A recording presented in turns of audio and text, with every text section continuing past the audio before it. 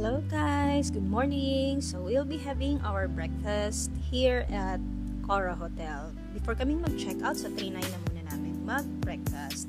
So let's check it out. Alam niyo, always excited ako kung ano yung nakaserve sa buffet breakfast. Hindi ko alam kung bakit, pero talagang sigurong matakaw lang ako. So anyway, let's start here at the dessert section. So meron silang pandan cake, ubi cake, and orange cake na hindi ko na tinikman. Alam niyo na, nakakito. So meron sila dito parang ewan ko, syrup. Tapos different kinds of jams. Parang may mango, jam, blueberry, sorry. Tapos meron silang maple syrup. At ang aking favorite na butter, hindi pwedeng mawala yan. So ayan yung kanilang pancakes. May waffle pancake sila and sliced bread na pwede mong i-toast dito. Meron din silang sausage rolls, soft rolls, pandesal. Itong sarap nito. Ininit ko siya dun sa toaster. Tapos meron din silang French baguette. At nakakatuwa kumpleto sila ng cereals, iba't ibang klase ng cereals. Sa iba kasi, ito lang meron, Coco Crunch, saka yung parang flakes, corn flakes. At syempre, hindi mawawala yung malamig na milk for that.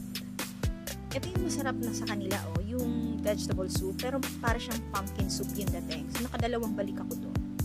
Syempre, hindi mawawala ang plain rice, garlic rice, and yung baked beans. Meron din silang steamed veggies, marble potatoes, and sauteed tuna. Okay nga kasi para mga keto-friendly yung kanilang nakahain. And this one is their tea and coffee table. Ito naman yung kanilang chicken adobo. Masarap nga siya kasi tignan mo, paubos na. Sa tabi niyan ay yung bacon, favorite ko din. Sliced pork tonkatsu at saka French sausage. Meron din garlic longganisa. At yung corned beef na napakasarap. Meron din silang roast beef barbecue. Ayan, kumuha rin ako niyan. Tapos dito ay yung egg station. So, nagpaluto ako ng isang sunny side up at isang omelette na cheese and red bell pepper lang yung laman. Or yung hinalo.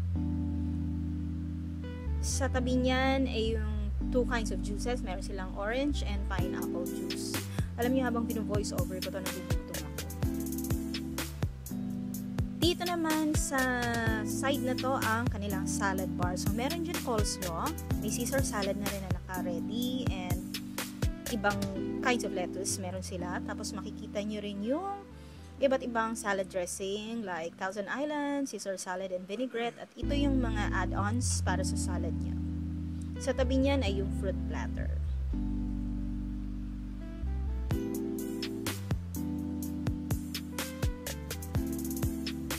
So, iikot ko kayo sa dining area. Ayan. Very cozy siya and ang ganda ng ambience.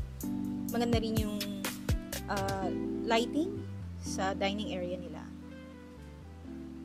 So, at this time, it's 8:30 a.m. and medyo madami-dami na rin kumakain. So, dito kami sa table na to. At yan na nga ang aming kinain. May salad ako at itong favorite na soup ko. Ayan. So, all in all, yung experience namin dito, sobrang ganda. And wala akong masabi talaga sa kanilang food. Naubos ko nga. Masarap. Yung stay namin dito overall is very good. Excellent. Pati yung food buffet nila, yung breakfast buffet nila, excellent. Sobrang sarap ng food and tasty. So, that's it for today's video. Bye!